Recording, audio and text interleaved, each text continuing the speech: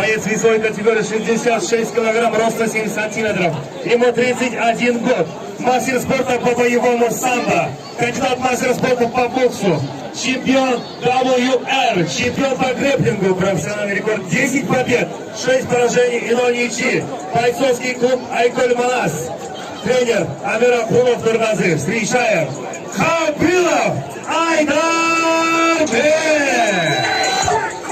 Его соперник в красном углу, весовая категория 66 килограмм, рост 168 сантиметров, ему 20 лет. Появляется чемпионом Узбекистана по ММА.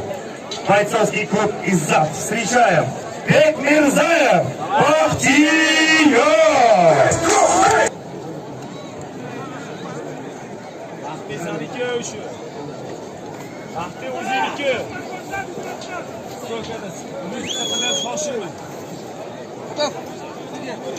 Боец, готов?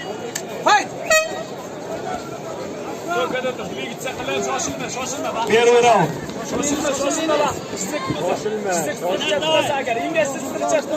Следующий парень подготовится. Маратбек Гулу Аргин.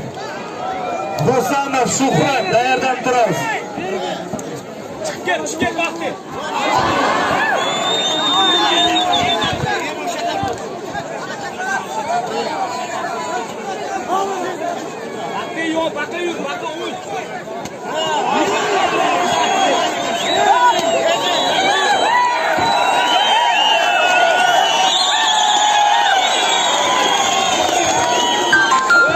В первом раунде за 40 секунд техническим нокаутом победу одержал Хабилов Айдар Бек.